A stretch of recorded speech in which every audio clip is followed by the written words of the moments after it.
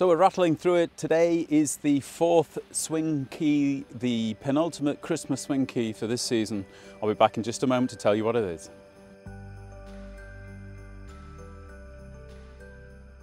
The fourth swing key I touched on briefly in the second swing key, and it's more or less the way that your legs can actually help you to generate energy in the downswing and follow through of a golf swing. A lot of people are really not using their legs at all in a golf swing, mainly because of their fear of hitting into the ground or topping the golf ball.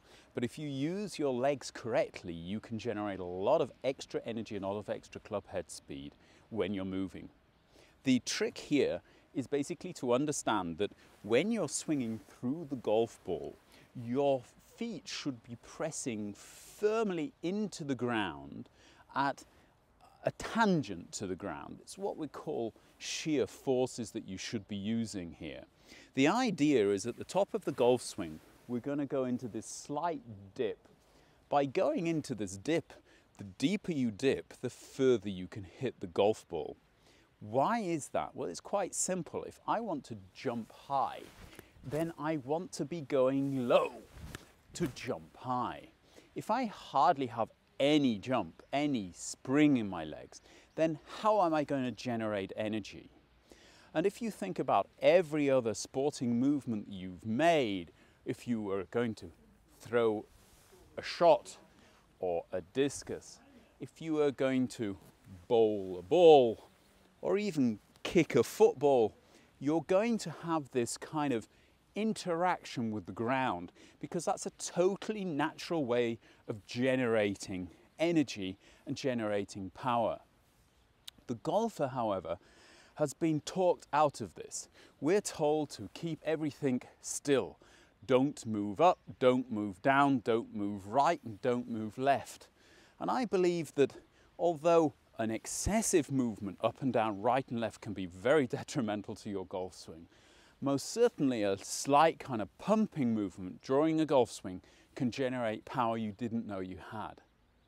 So what I'm propagating here is that when you get to the top of your golf swing, first of all, you want to let your knees give way slightly, have the feeling of your butt going backwards, and then pressing off out of the ground and getting your body to turn. Whereas a lot of sports will simply have a vertical movement when their legs work, we actually go into a twist or rotational movement. And to do that, your feet have got to be pressing at tangents to the ground. That means that rather than pressing vertically, my left foot is kind of pressing off at a 45-degree angle in this direction, which will actually push my leg and my hip backwards in that direction. My right foot is resisting and pointing almost at a 90-degree angle parallel to the target over here. So because of these two directions of force that I'm generating here, I'm helping my hips to turn. Now, if I can at the same time turn my upper body, then I start to really kind of generate energy. And what you'll actually see in a modern golf swing is the ability for professionals to generate massive amounts of ground force during and through their golf swing. I think if you were to actually measure it on these force plates, a professional is generating almost twice his body weight pressure against the ground just before impact.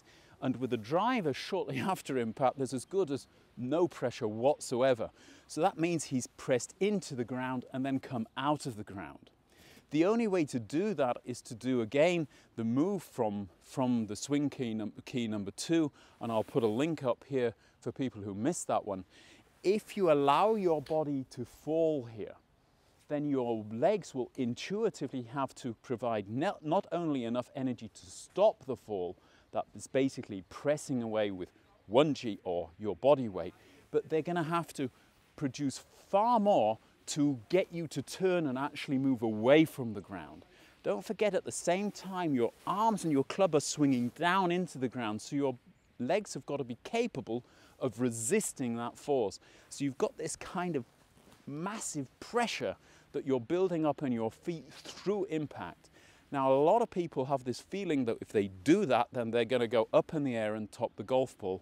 But because of this kind of tilt forward that we have in the address position, you are actually pushing your bum up and back more than you're pushing your upper body up and back. And on the contrary, if you look at a lot of the top players, because their spines bow through impact, their head is actually going down into the golf ball at impact.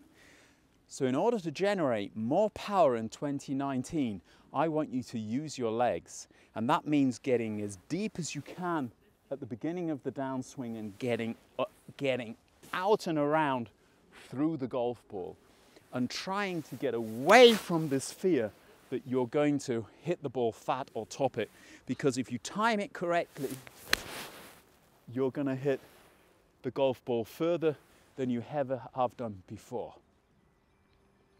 If you like this as ever, hit that like button.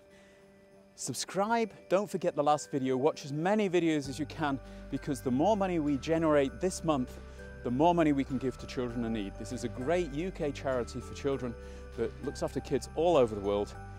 Do it, it's very close to Christmas now. I'll be back though in a couple of days with my final video for 2018.